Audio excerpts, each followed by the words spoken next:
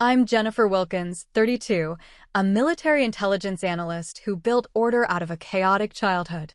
For years, I paid my parents' bills, fixed their emergencies, and kept their crises off my back. Then they sent a wedding gift. My major glanced at the account number, went pale, and said, "Report this, now." Agents walked in minutes later. I chose my oath over blood, and everything changed. Been undervalued or blindsided by someone you carried? Share your story in the comments. You're not alone. Before I get into it, tell me where you're tuning in from. And if you've ever had to stand up for yourself, hit like and subscribe for more true stories about boundaries and reclaiming your worth. What happened next might surprise you. I grew up thinking my parents were just bad with money. That's what I told myself when I was 12 and found my mother crying over bills at the kitchen table, or when my father would disappear for hours after another phone call from a creditor. They weren't criminals, I reasoned. They were just irresponsible. My childhood was punctuated by financial emergencies that somehow always resolved themselves. The electricity would get cut off, then mysteriously reconnected. The car would get repossessed, then reappear in our driveway a week later. I learned not to ask questions about these minor miracles. I learned that stability was something other families had. What my parents did have was charm.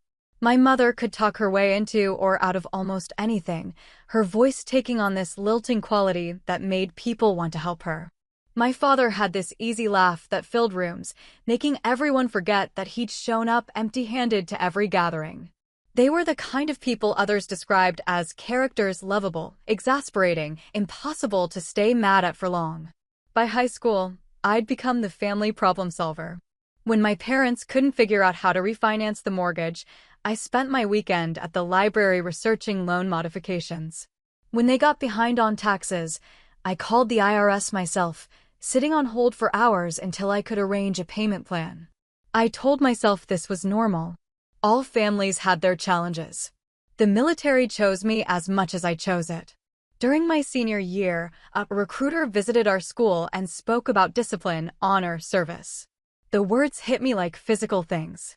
Here was a world where people showed up on time, kept their promises, solved problems instead of creating them. Here was everything my family wasn't. My parents' reaction to my enlistment was predictably dramatic. My mother accused me of abandoning them. My father called it a phase. Neither seemed to grasp that I needed structure the way other people need air. The military gave me something I'd never had, the confidence that came from being competent, reliable, essential. Boot camp was easier for me than for most recruits. I was already accustomed to chaos, already skilled at finding solutions under pressure.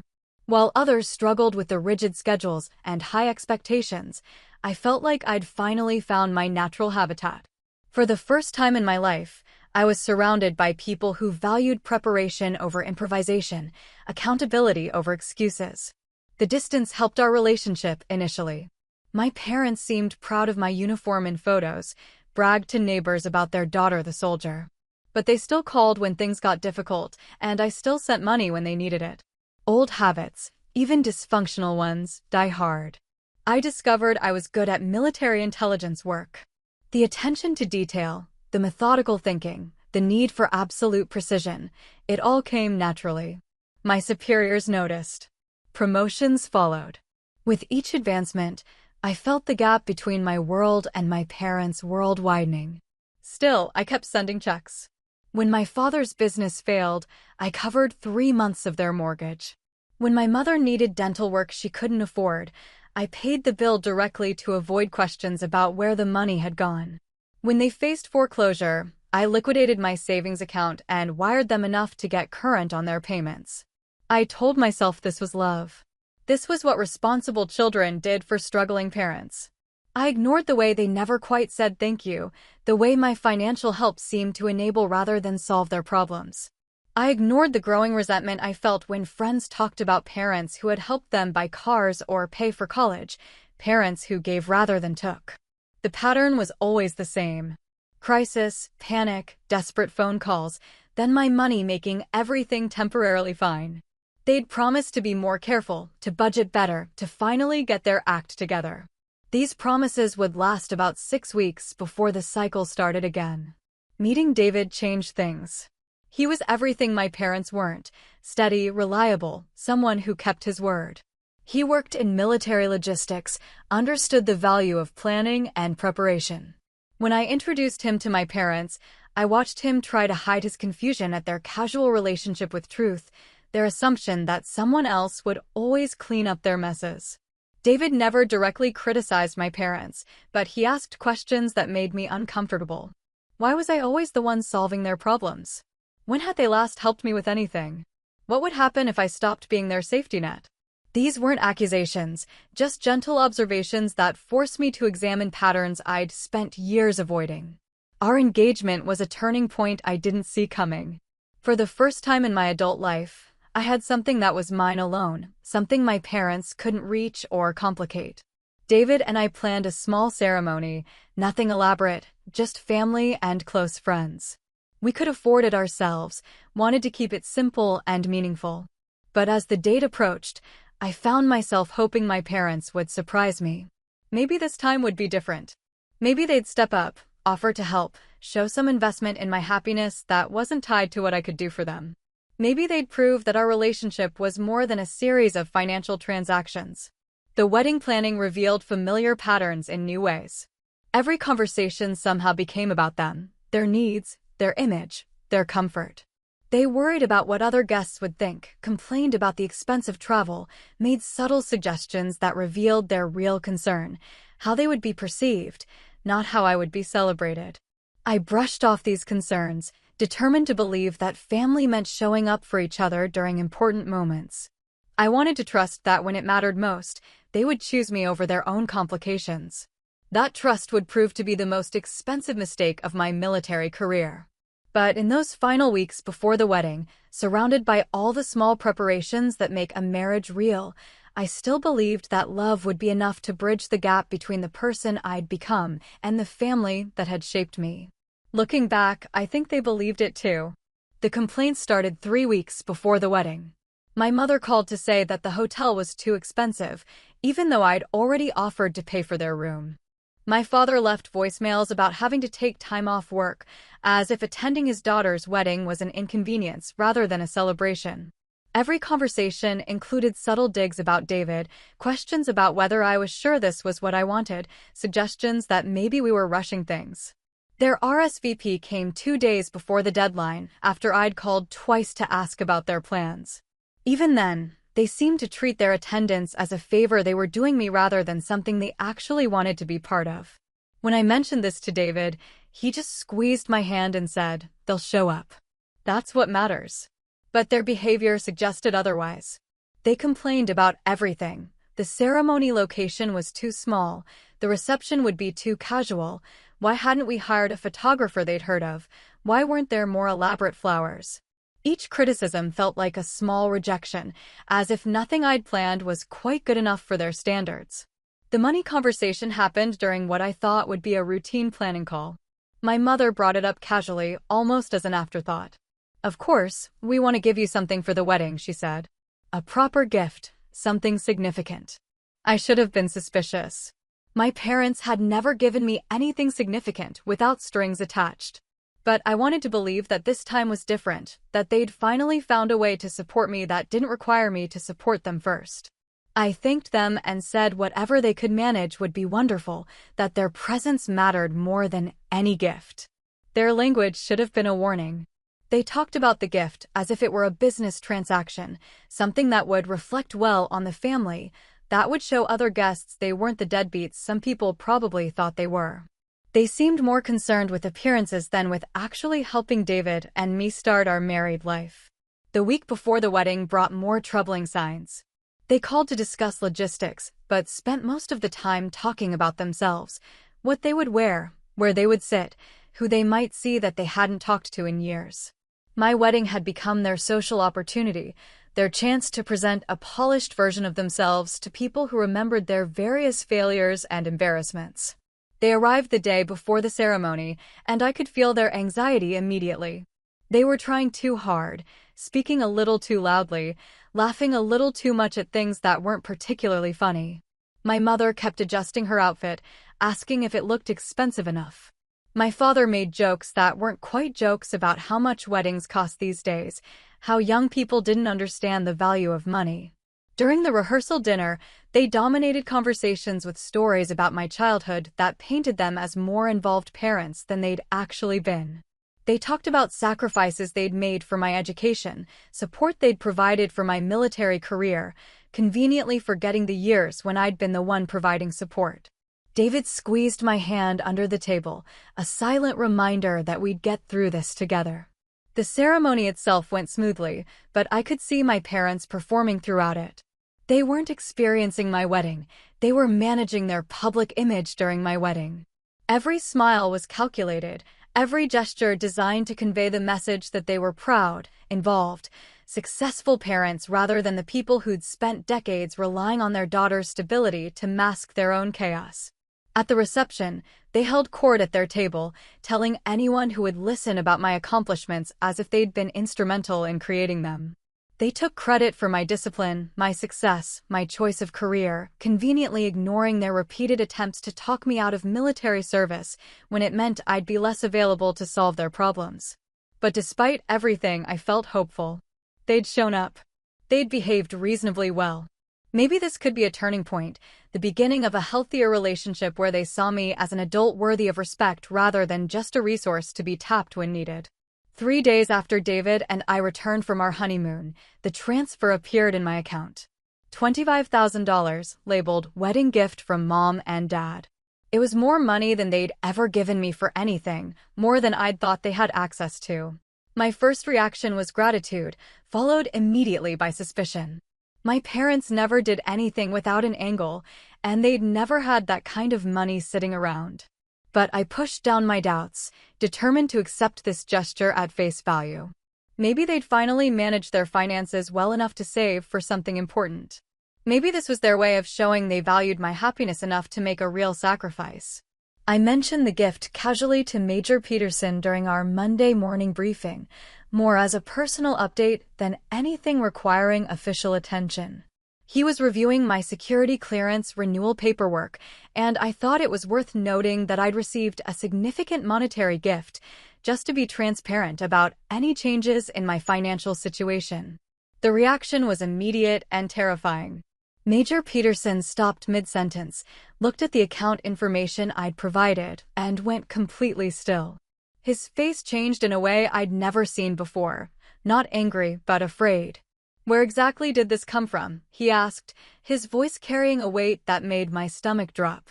When I explained about the wedding gift, he stood up so quickly that his chair rolled backward. "Report this immediately," he said, already reaching for his secure phone. "Don't touch that money. Don't contact your parents. Don't do anything until we figure out what we're dealing with." The next hour passed in a blur of federal agents, emergency briefings, and forms that required me to detail every interaction I'd had with my parents over the past 2 years. The money they'd sent me, their generous wedding gift, had come from an account flagged by federal investigators as connected to money laundering operations they'd been tracking for months. My parents hadn't given me a gift. They'd made me an unwitting accomplice. The investigation room felt smaller every minute.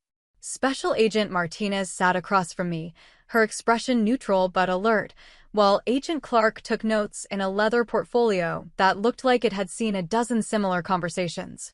Major Peterson stood near the window, his jaw tight with the kind of anger that comes from watching someone you've trusted get manipulated by people who should have protected them. They explained it carefully, professionally. The account that had sent me the wedding gift was part of a network being investigated for financial crimes, specifically laundering money through small, legitimate-looking transactions that would fly under normal regulatory radar. $25,000 was exactly the right amount, significant enough to clean a decent sum, small enough to avoid automatic federal reporting requirements. "Your parents would have known this," Agent Martinez said, her voice gentle but clear. "The account structure, the amount, the timing, this wasn't accidental. Someone taught them how to do this." I felt something cold settle in my chest. All those years of mysterious financial recoveries, all those times my parents had somehow found money when they desperately needed it, all those crises that resolved themselves without explanation. The pattern made sense now in a way that made me sick. "We need you to understand," Agent Clark added, "that receiving this money puts your security clearance at serious risk.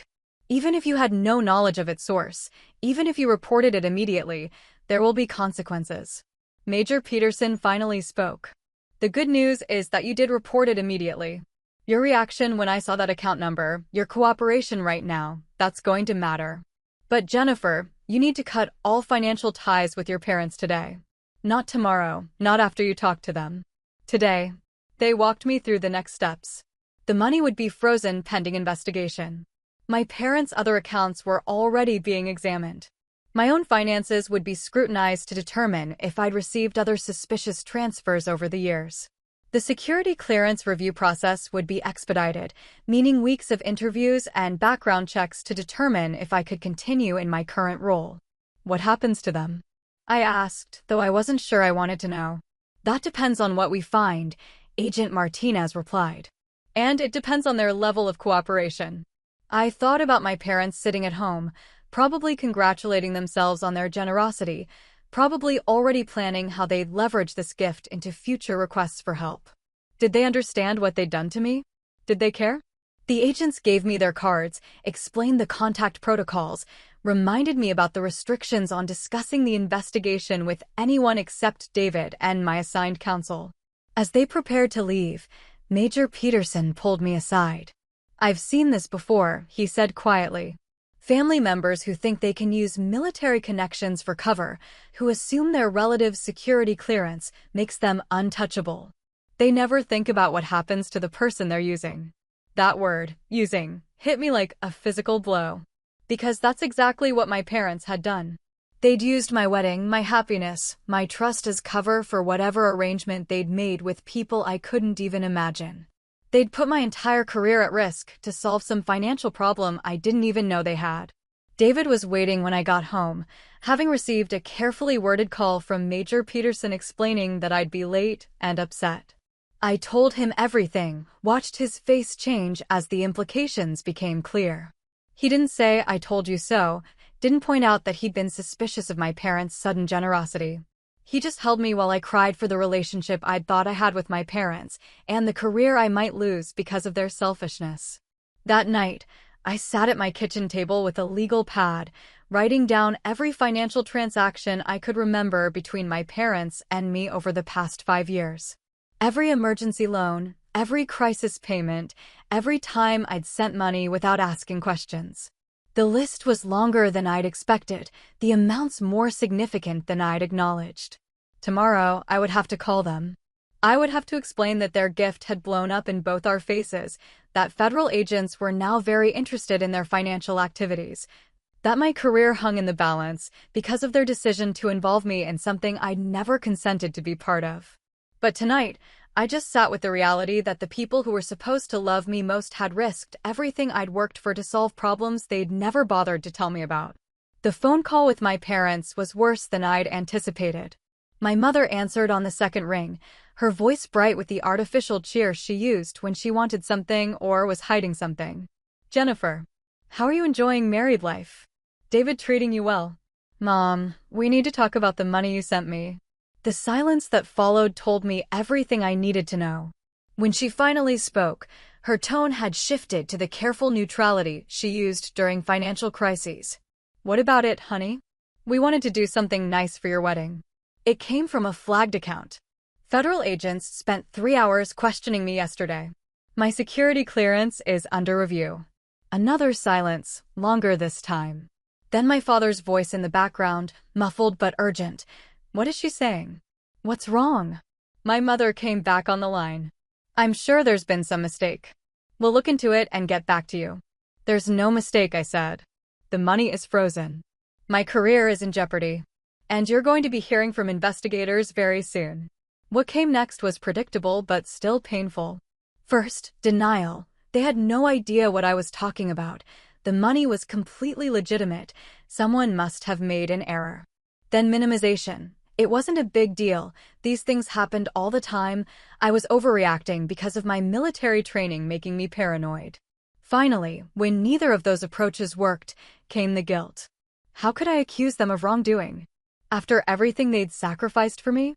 After they'd scraped together money they couldn't afford to give me a proper wedding gift? How could I be so ungrateful, so suspicious of their motives? Because your motives have always been suspicious, I said, the words coming out harder than I'd intended.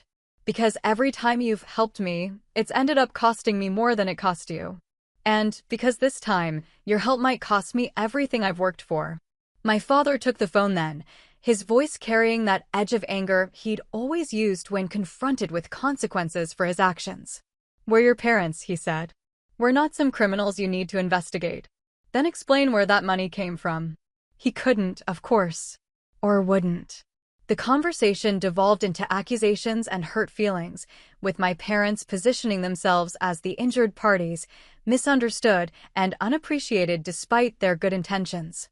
They hung up after I told them that all financial contact between us was ending immediately, that they needed to find legal representation, and that I wouldn't be available to help them navigate whatever came next. David found me sitting on our couch afterward, staring at my phone. "How bad was it?" he asked. "They still don't understand what they've done," I said. "They think this is something that's happening to them, not something they caused." The next few days brought a parade of family phone calls. My aunt called to ask what was going on, why my parents seemed so upset, whether there was some kind of misunderstanding that could be cleared up with a conversation.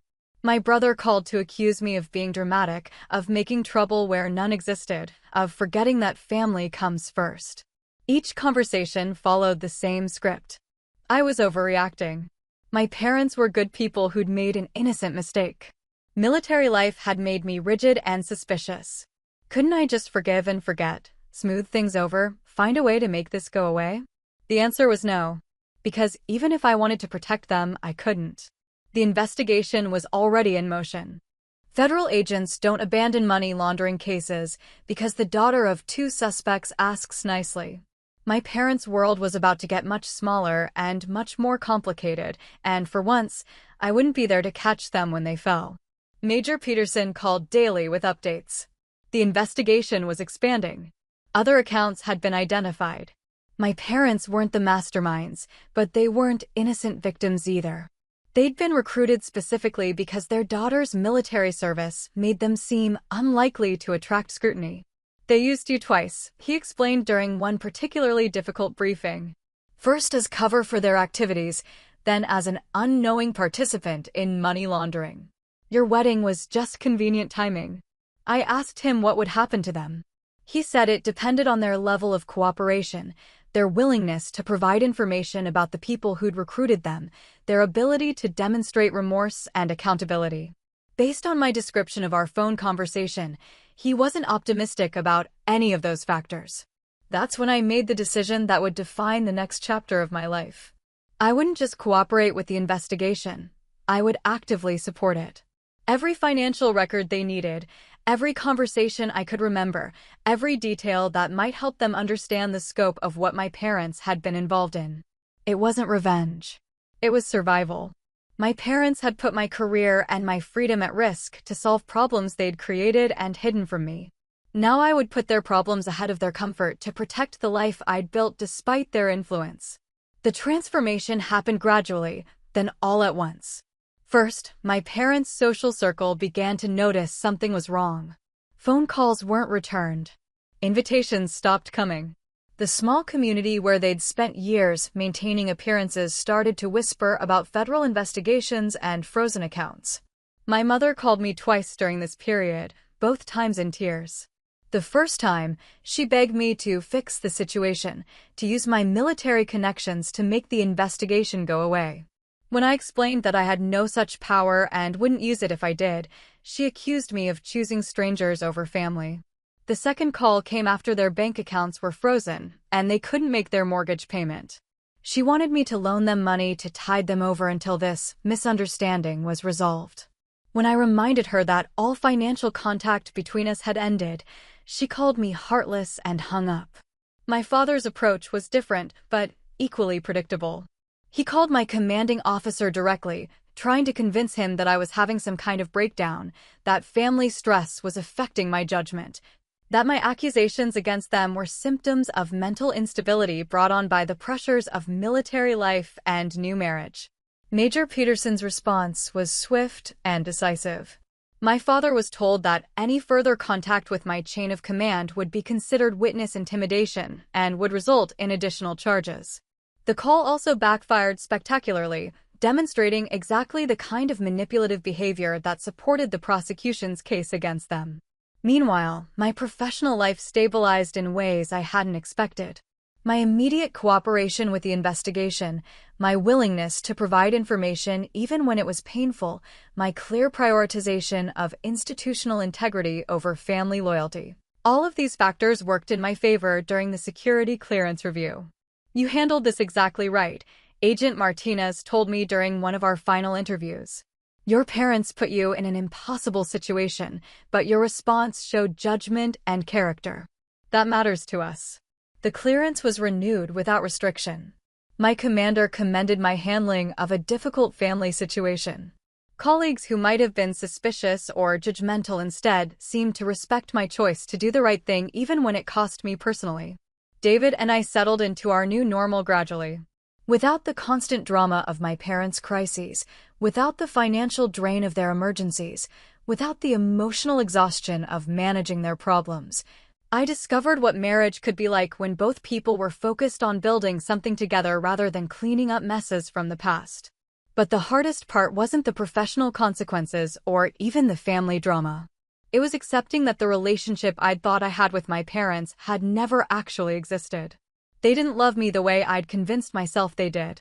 They loved what I could do for them, the problems I could solve, the stability I could provide. When I stopped being useful, they stopped pretending to care about my well-being. The investigation concluded 8 months after my wedding. My parents were charged with conspiracy to commit money laundering, failure to report structured transactions, and tax evasion.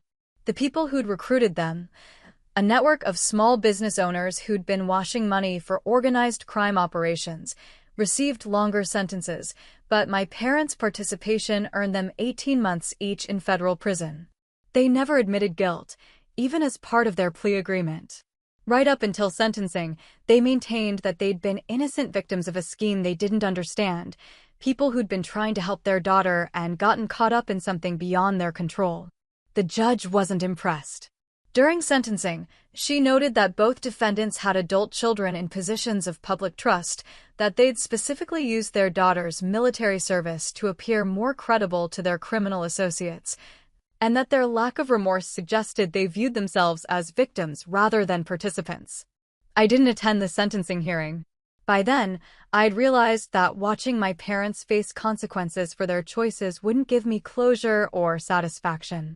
What I needed was distance, time to build a life that wasn't defined by their drama or my reactions to it. The extended family gradually stopped calling. Without my parents to coordinate family gatherings, to create crises that required everyone's attention, to generate the kind of chaos that had always defined our interactions, the family simply dispersed. My brother moved across the country and rarely called. My aunt sent Christmas cards, but stopped asking about my parents or expecting me to provide updates on their situation. David and I bought a house, started talking about children, planned vacations that didn't include emergency trips home to solve other people's problems. For the first time in my adult life, my money stayed in my account from paycheck to paycheck. My time off was actually time off, not crisis management sessions disguised as family visits. The freedom was overwhelming at first. I'd spent so many years responding to my parents' emergencies that I didn't know how to function without constant low-level anxiety about what might go wrong next. David helped me learn how to relax, how to make plans without assuming they'd be interrupted by family drama, how to trust that our life together could be stable and predictable in the best possible way. My parents were released after serving 14 months each. They moved to a smaller town, found jobs that matched their reduced circumstances, and began the slow process of rebuilding their lives without the benefit of my financial support or social connections. They made a few attempts to reconnect, always framing their outreach as though nothing significant had happened between us. A birthday card with a generic message. A phone call asking how I was doing, as if we'd simply fallen out of touch rather than experienced a criminal investigation that had nearly destroyed my career. I responded politely but minimally. Yes, I was doing well. Yes, David and I were happy. No, we didn't need anything. No, I wouldn't be visiting anytime soon. The conversations were brief, surface level, empty of the emotional manipulation that had characterized our relationship for so many years. Some people expected me to feel guilty about this distance, to eventually forgive and resume our relationship as if nothing had happened. But I'd learned something important during those months of investigation and testimony. Forgiveness doesn't require forgetting, and love doesn't require self-destruction. My parents had made their choices. They'd chosen to involve me in criminal activity without my knowledge or consent. They'd chosen to risk my career and my freedom to solve problems they'd never bothered to tell me about. They'd chosen to manipulate my wedding, one of the most important days of my life, as cover for money laundering. Now I was making my choice. I chose the life David and I were building together. I chose my career, my integrity, my peace of mind. I chose to define family as people who supported each other rather than people who shared DNA and a history of dysfunction. The last time I spoke to my mother, she asked when David and I might have children, whether we'd want her help when the time came. The question revealed how little she understood about what had changed between us. She still thought this was temporary, that eventually I'd need her again and we'd return to our old patterns. I'll let you know, I said, already knowing I wouldn't. 5 years later, David and I have 2 children, successful careers, and a circle of friends who understand that family is something you choose as much as something you're born into. My parents have never met their grandchildren and probably never will. This isn't a decision I made in anger or spite. It's a decision I made in clarity and self-preservation. Sometimes people ask if I miss them, if I regret how things ended between us. The question assumes that there was something good that ended, rather than recognizing that what ended was my willingness to pretend that a destructive relationship was healthy just because it involved people who shared my blood. I don't miss the constant anxiety about their next crisis. I don't miss the guilt that came with every financial decision I made for myself, knowing they might need money I wasn't giving them. I don't miss the exhaustion of managing their problems while trying to build my own life. What I do miss is the fantasy I'd maintained for so many years, the idea that they loved me unconditionally, that they were proud of my achievements, that they wanted what was best for me even when they couldn't provide it.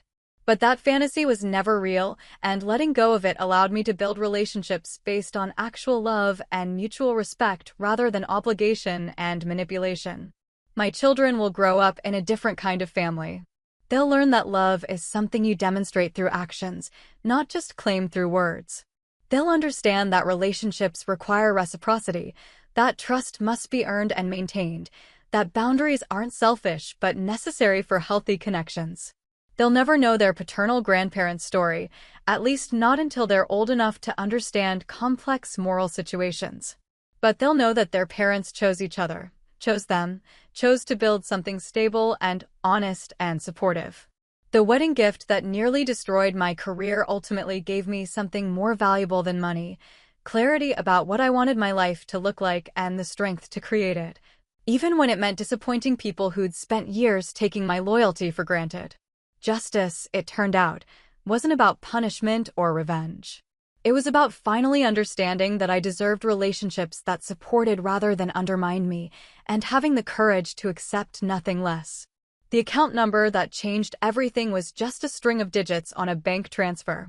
But sometimes the smallest details reveal the largest truths about the people we think we know and the choices that define who we really are. The years that followed taught me that healing isn't linear, that building a life free from toxic patterns requires constant vigilance against old habits. Even with my parents out of my daily existence, I found myself falling into familiar behaviors, checking my bank account obsessively, expecting crises that never came, feeling guilty when good things happened without accompanying drama.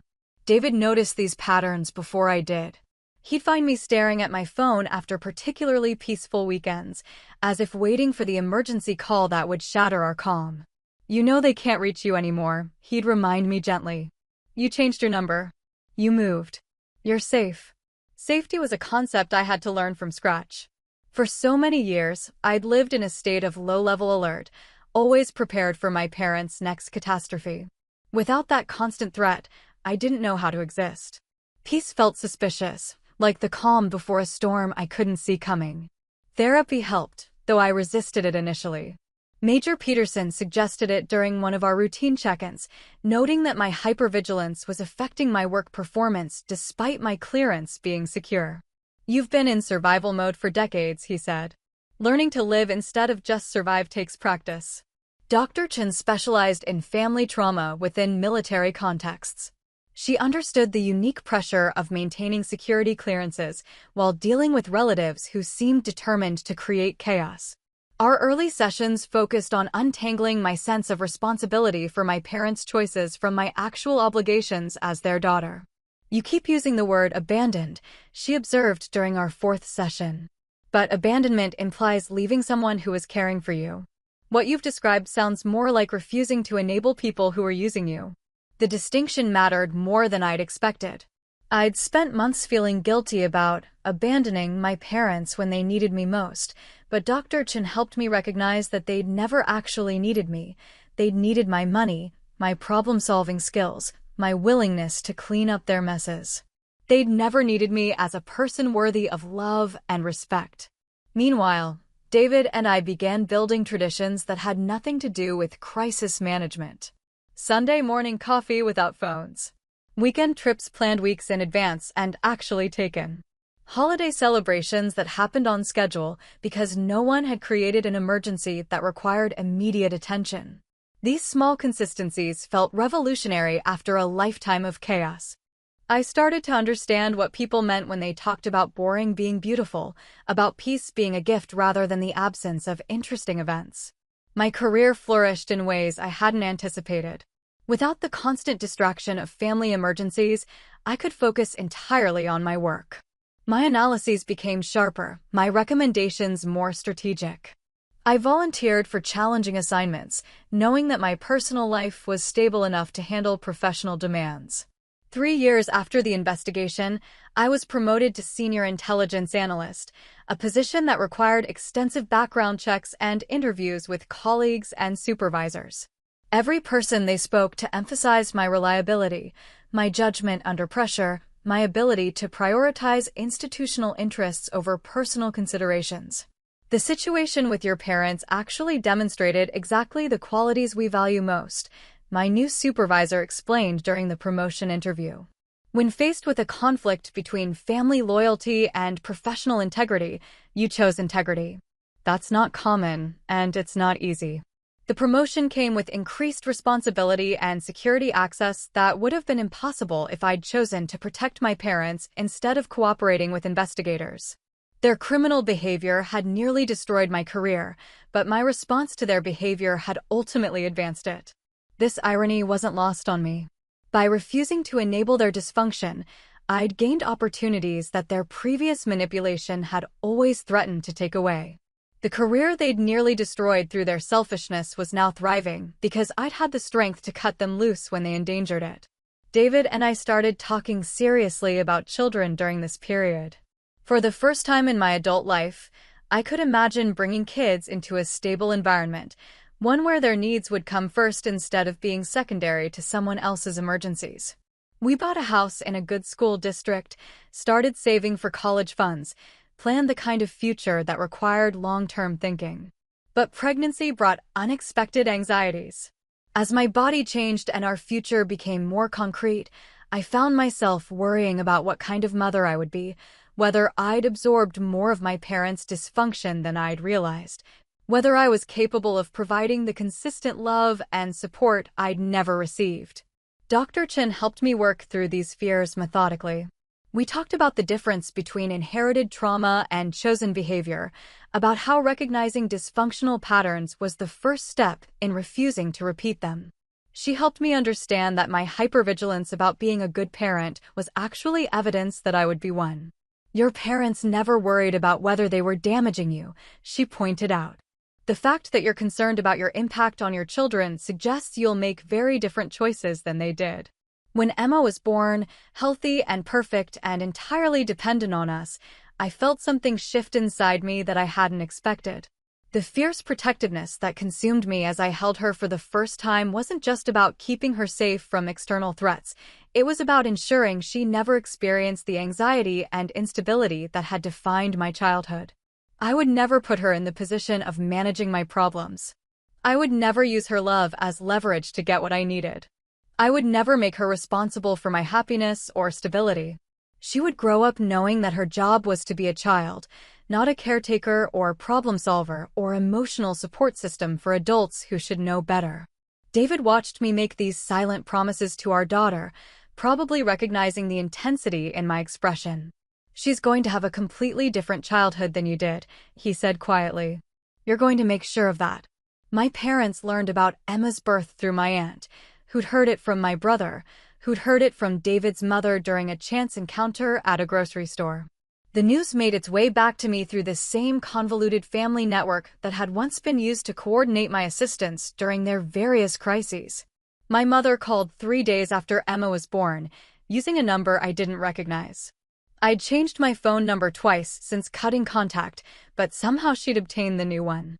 Her voice was careful, artificially bright, as if she were calling to chat with a friend she hadn't spoken to in a while rather than the daughter she'd endangered with criminal activity. "I heard you had a baby," she said, as if this were casual news rather than information she'd had to work to obtain. "A little girl. Emma, right? That's such a pretty name." I stood in my kitchen, Emma sleeping in my arms, and felt the familiar tightness in my chest that my mother's voice always triggered. "Yes," I said simply. "I'd love to meet her," my mother continued, her tone becoming more pleading. "I mean, I am her grandmother. I know things have been complicated between us, but this is different. This is about her, not about the past." But it wasn't different, and it wasn't about Emma at all. It was about my mother wanting access to something good in my life, wanting to be part of a happy story after years of creating unhappy ones. It was about her inability to accept that actions have permanent consequences, that some bridges, once burned, can't be rebuilt. "That's not going to happen," I said, keeping my voice steady and calm. "Emma won't be having a relationship with you or Dad." The silence that followed was familiar, the pause my mother always took when she realized that charm and manipulation weren't going to work, when she had to decide whether to escalate to anger or try a different approach. She chose guilt. "She's your daughter, Jennifer, but she's also my granddaughter. You can't just erase us from her life. That's not fair to her. What if she wants to know us when she's older? What if she resents you for keeping us away?" These were questions I'd already considered extensively during pregnancy, discussions I'd had with David and Dr. Chin about how to handle extended family relationships, and future conversations with Emma about my parents' absence from her life. "If Emma wants to know you when she's an adult, that will be her choice," I said. "But while she's a child, it's my job to protect her from people who might hurt her. And you've proven that you're willing to hurt people you claim to love when it serves your interests." My mother's voice cracked slightly. "We never meant to hurt you. The money thing, that was a mistake, a misunderstanding. We thought we were helping." "You thought you were using my wedding to launder money for criminals," I corrected. "You thought my military service would provide good cover for your illegal activities. You thought I'd protect you if things went wrong, just like I always had before." Another silence, longer this time. When she spoke again, the artificial brightness was gone, replaced by the edge of anger I remembered from childhood arguments. "You've become so cold, Jennifer. The military changed you. You used to understand family loyalty. I used to enable your dysfunction," I said. "I used to mistake enabling for love, just like you mistake using people for caring about them. But I won't raise my daughter to make those same mistakes." I hung up before she could respond, then immediately blocked the number she'd called from. David found me sitting at the kitchen table afterward, Emma still sleeping peacefully in my arms, my hands shaking slightly from adrenaline. "How did it feel?" he asked, sitting down across from us. "Terrible," I admitted. "And right?" Both at the same time. That conversation marked the end of my parents' attempts to reconnect through direct contact. But it didn't end their efforts to maintain some presence in my life. They began using social media, creating fake accounts to view photos I posted, sending friend requests to David's relatives, commenting on posts from friends we had in common. The digital stalking was subtle but persistent, like emotional white noise that I could ignore most of the time but never completely forget. They wanted me to know they were watching, that they hadn't given up on finding a way back into my life. It was a passive form of the manipulation they'd always used, applying just enough pressure to create anxiety without crossing lines that would justify extreme responses. David suggested we move across the country when Emma turned 2, when a promotion opportunity arose that would take us to the West Coast. The official reason was career advancement, but we both knew the real motivation was distance. 3,000 miles between us and my parents felt like enough space to breathe freely for the first time in years. The move was liberating in ways I hadn't anticipated. In our new city, no one knew my story or my family history. I could introduce myself without the mental calculation of what to reveal about my background, without the underlying tension of wondering if my parents might appear unexpectedly. Emma could grow up without the shadow of relatives who might complicate her sense of security. We found a neighborhood full of young families, people building lives and traditions from scratch rather than managing inherited dysfunction. Emma made friends whose grandparents sent birthday cards and holiday gifts, who came to school plays and soccer games, who provided the kind of consistent love and support that I'd never experienced but was determined to create for my daughter. When Emma started asking about my parents, why Daddy had a mom and dad who visited but Mommy didn't, I told her age-appropriate versions of the truth. Some families were different. Some grandparents weren't safe for children to be around. Mommy and Daddy had chosen to build our family with people who were kind and trustworthy, and that was what mattered most.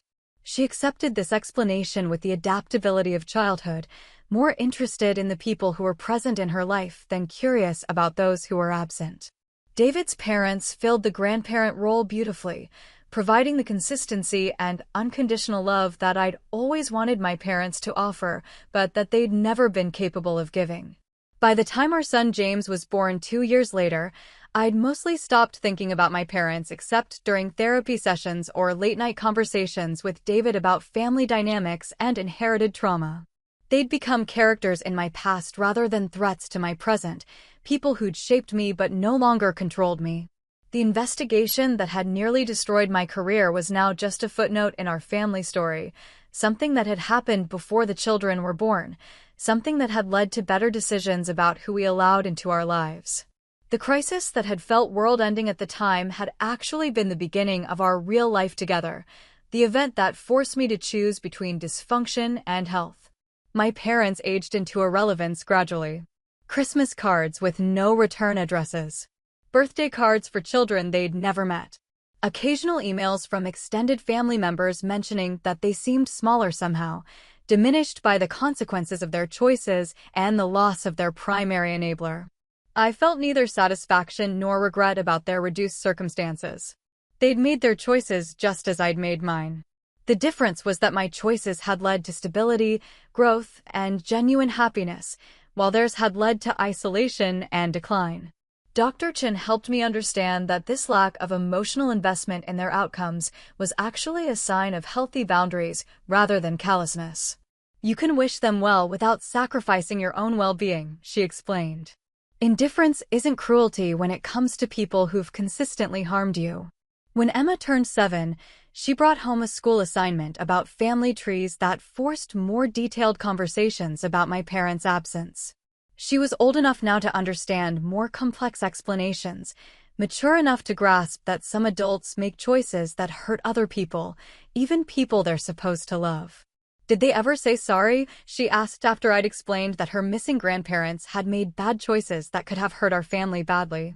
No, I told her honestly. They never did.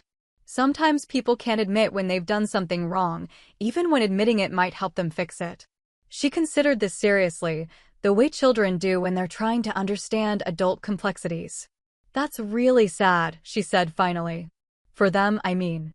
Because they don't get to know us, and we're pretty great. Her matter-of-fact assessment of their loss struck me as perfect. My parents had traded a relationship with their daughter and grandchildren for whatever temporary financial benefit they'd gained from their criminal activities. They'd chosen money laundering over family dinners, criminal associates over birthday parties, their own immediate needs over long-term relationships with people who could have brought joy and meaning to their lives. The sadness wasn't mine to carry anymore. It was theirs, and they'd earned it through decades of poor choices and manipulative behavior. My job was to ensure that their dysfunction didn't infect the healthy family David and I were building, that their absence became a gift rather than a wound. When James started kindergarten, I volunteered for school activities and community organizations, building the kind of social connections that had been impossible when I was constantly managing my parents' crises. I had time and energy for friendships, for hobbies, for the small pleasures that make daily life rich and meaningful. Other parents sometimes asked about extended family, about grandparents and holiday traditions, conversations that had once been minefields of explanation and awkwardness. Now I simply said that David's parents were wonderful and very involved, and that my own parents weren't part of our lives. Most people understood that some families were complicated and didn't push for details. The few who did push, who seemed to think that all family relationships could be repaired with enough effort and forgiveness, learned quickly that I wasn't interested in their opinions about choices they didn't understand. I developed a polite but firm way of ending these conversations that protected both my boundaries and my children's understanding of our family decisions. Every family has to decide what works best for them, I'd say with finality. This is what works best for us. 10 years after cutting contact with my parents, I received notification that my father had died of a heart attack. The information came through my brother, who'd maintained sporadic contact with them and had been listed as their emergency contact since I was no longer available for that role. The call was brief and factual. Dad had collapsed at work, been taken to the hospital, died before my mother could get there. The funeral would be small, mostly attended by neighbors and a few remaining friends. My mother was handling arrangements, but was struggling with both grief and the practical details of being alone. My brother's tone suggested he expected me to feel guilty, to recognize this as a moment that required setting aside past grievances for the sake of family loyalty. When I responded with condolences, but no indication that I'd be attending the funeral or resuming contact with my mother, his disapproval was obvious. "He was still your father," he said, "the way people do when they think biological relationships supersede all other considerations." Yes, I agreed. And I'm still the daughter he chose to involve in money laundering without my knowledge or consent. Death doesn't erase the choices people made in life. I felt sad about my father's death, but it was the abstract sadness of hearing about any human loss rather than the specific grief of losing someone important to me. He'd stopped being important to me years ago when I'd finally accepted that his love had always been conditional on my usefulness, that our relationship had been transactional rather than genuinely caring. David offered to attend the funeral with me if I changed my mind, but I knew that going would send the wrong message to my mother, would suggest that death had somehow reset our relationship or that enough time had passed to forgive what couldn't be forgiven. It would also confuse my children, who'd grown up understanding that their missing grandparents weren't part of our family for good reasons. Instead, I spent the day of my father's funeral at the beach with David and the kids, building sandcastles and collecting shells, creating happy memories instead of processing complicated grief. It felt like the right choice, the healthy choice, the choice that honored the life I'd built rather than the one I'd escaped. My mother made one more attempt at contact 6 months later, sending a letter through my brother that described her loneliness and financial struggles since my father's death. She suggested that his passing might be an opportunity for us to start fresh, to move beyond past misunderstandings and rebuild our relationship. The letter revealed how completely she still misunderstood what had happened between us. She characterized their criminal activity as a misunderstanding rather than a deliberate choice that had endangered my career and freedom. She framed my response as an overreaction rather than appropriate self-protection. She positioned herself as the victim of circumstances rather than the architect of consequences. Most tellingly, she made no apology, took no responsibility, showed no recognition that she'd done anything requiring forgiveness. Instead, she asked me to forgive her for my reaction to her behavior, as if the problem had been my inability to accept being used rather than her decision to use me. I didn't respond to the letter, but I kept it as a reminder of why I'd made the choices I'd made, why maintaining boundaries was necessary for my family's well-being. Sometimes the strongest evidence that you've made the right decision is the other person's continued demonstration that they haven't learned anything from the consequences of their actions.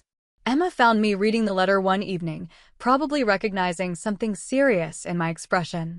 She was 12 now, old enough to understand more complex family dynamics, mature enough to handle honest conversations about difficult topics. "Is that from them?" she asked, not needing to specify who them meant. From her, I clarified.